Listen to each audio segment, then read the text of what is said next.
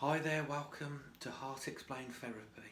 Now, I'm going to tackle memory. Why do you forget stuff?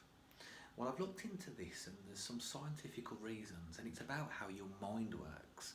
And the best way to sum it up is if you happen to remember cash, that thing that we used to use before bank cards and phones and watches, you will remember the £5, £10, and £20 note. And if I asked you or showed you which one they were, I'm sure that you'd be able to point it out based on the colour and the size of the note. And the 10 is a £10 note. It's sort of a big clue. But if I started to ask you who the famous people were on the notes, I'm sure that you'd have to stop and think. Maybe they've been changed in the last few years. Something that you wouldn't normally remember because you don't really need to know that information. And if I asked you more about certain colours, certain shapes, any more images, I'm sure that you would begin to really struggle unless you was a coin collector and enthusiast. Now there's a reason why you don't care about any of that information other than the main colour of the note and the numbers on the note. It's because that's all you need to purchase something. You don't need to be an expert. So when we go every day in life and we take and actually absorb all information, our mind, even though we see it all and we have lots of conversations, we meet lots of people, our mind says, well, you don't really need all of this information. So we're going to store some at the back of the room and we're going to bring some forward. And usually it's the stuff that's made you emotional. It was a funny story, it was a sad story, it was a scary story. It's usually emotionally based or just a memory that was engaging for a specific reason. It meant something to you.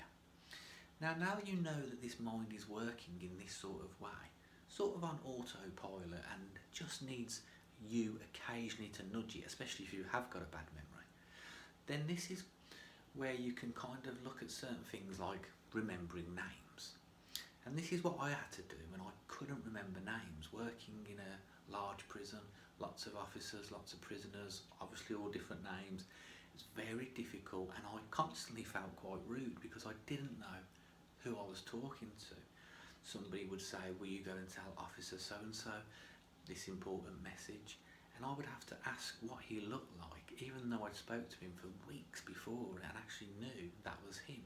And I wasn't just registering, so I had to pick up this new skill. And this is what I actually had to do. Now I'll give the example for Jane. You've met somebody called Jane, but you've got a bad memory like me and you're going to forget that name, Jane. How can we remember Jane? There's nothing really about her, she's nothing special, she's average looking, average height. There's nothing that really stands out to know that she's Jane. If she was bubbly, laughing, if she always had a sense of humour, if she always did this funny twitch with her glasses, you would be able to instinctively have this information to remember, oh, that's Jane who moves the glasses.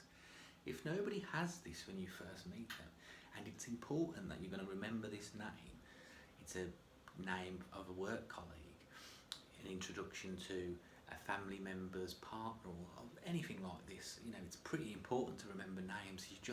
You kind of rude not to, and you have to do a bit of effort. This is what I had to start doing. With Jane, I would say, right, the most famous Jane I know is Jane Austen. I would think of a big book in my head, a big book of all those boring stories that Jane Austen wrote. I'm only joking, she was brilliant, but for me, that just wasn't enough because sometimes I might not remember the Jane Austen bit and the big book, reading it in my head. So I would have to go from Jane Austen to Austin Powers. Austin Powers, that stupid film.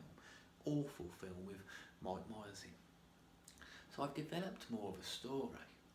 Now the next time, if it was an hour or a day later, when I met Jane, I would think of Austin Powers. Then when I thought of Austin, I would think, why did I say Austin Powers for Jane? Then I would think of, Jane Austen. Then I would think of, your name's Jane, hello, nice to meet you, all in a sort of millisecond. But this imaginative story actually works for your memory.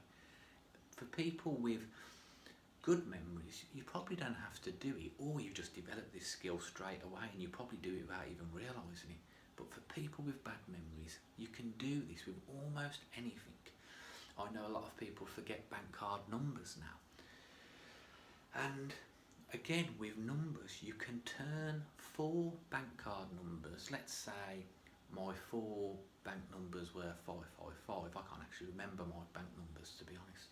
But you could say there was 5 fish fingers sitting on a wall 5 times a day at 5 o'clock, and basically you're going to get a lot more imaginative and colourful than me, but you basically get the hint. You're going to make a stupid story up, and when you come to get your bank card out, you can instantly think of fish fingers, 5 fish, 5 fish, and you have a little poem, you have a little song, you have a little limerick. You're going to look absolutely crazy, but you're going to remember the pin, and this is something that you have to do. Now this is an actual trick that they tell university people to do, to remember big amounts of information, to completely change it into a different story, so when you're in an exam you can actually remember something a lot easier because you've developed characters. You're remembering a simple story like the Wizard of Oz film in your head, and it's just a mental shift, and it's very helpful. And I think if you've got a bad memory, some people just say, oh, I don't remember this, and they kind of get away with it. But it's just lazy thinking. Once again, the world has adopted a lazy way to see the world and to act in the world, and they can just get away with forgetting birthdays, anniversaries, names. And I just think this is a really important point. I can't remember what the point was. I can't remember the subject. Can't remember what this video has been about, but I'm just hoping that you enjoyed it, whatever it happened to be.